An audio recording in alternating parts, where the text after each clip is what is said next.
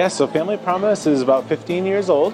I think the catalyst was when there was a homeless individual that actually died in the back of a U-Haul on a cold winter night.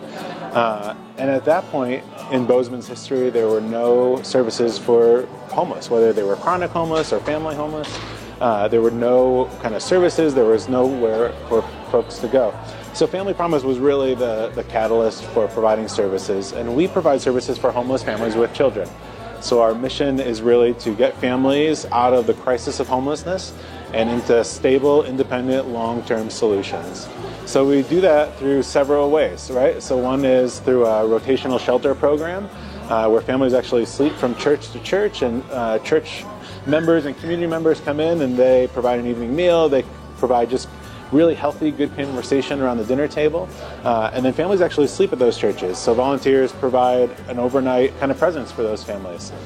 And then the other piece to that is transitional housing. So we own and operate 7 units throughout the community, and that's an opportunity for families to live in those units for up to 2 years. We structure rent, so rent increases every 6 months.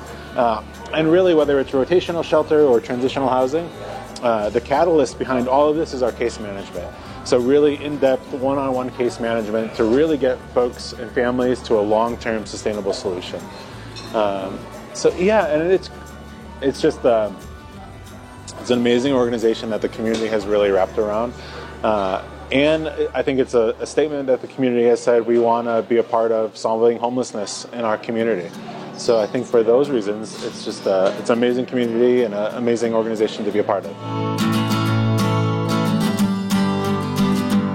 So we've probably trained almost 3,000 volunteers in the last 15 years. Incredible. And I would say 750 to 800 individual volunteers, unique volunteers, help us out every single year. And it really is because of volunteers, right? There's like no way that we could staff a 24-hour operation. And it really is just the amazing community that comes in and wraps around these families.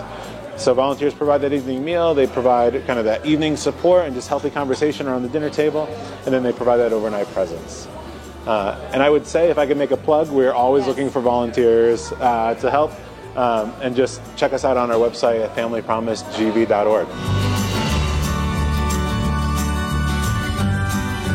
So volunteering, we also, when a family graduates out of rotational shelter or transitional housing, if you've got couches that are still in good condition, or pots and pans and plates that are all still in good condition, we do take those in-kind donations to really get a family moved into an apartment and that apartment set up, because I'm sure folks that are buying a home can imagine just the cost with furnishing a home and getting that home to feel like a home. So one opportunity is certainly in-kind donations. I'll be honest, like every nonprofit, we are supported entirely by the generosity of the community. So we're an organization that doesn't receive any government support, whether that's at the federal level, at the state level, or at the local level. Yes. So we are entirely funded by the generosity of the community. And again, if folks feel a tug in their heart to help folks that are less fortunate, they could always visit our website at familypromisegv.org. So our spring signature event is coming up just in a few weeks. On March 27th, we do our Celebrity Server event.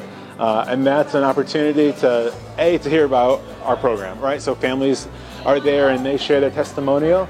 But then it's an opportunity to meet other people in the community. It's a great networking opportunity. And then local celebrities are actually the servers for the night. So this year, City Commissioner Terry Cunningham is one of our servers. If you watch the CBS Morning News, Missy O'Malley is our server and MC again. So we bring in kind of our local celebrities to help support our cause too.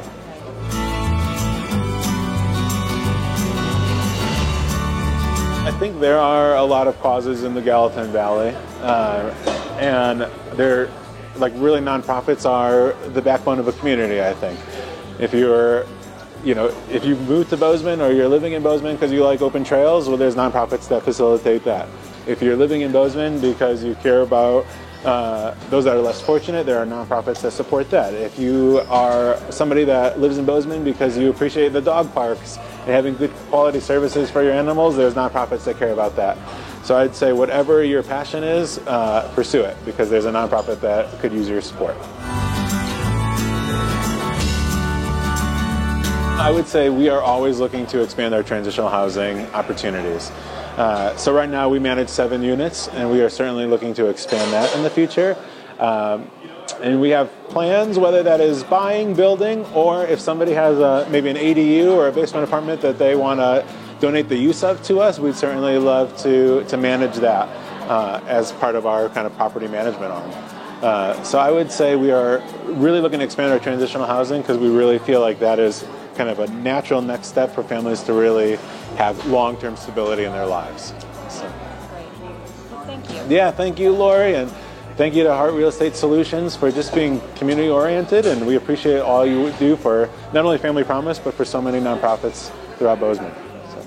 Well, we encourage you to come out and support this great organization. Thanks.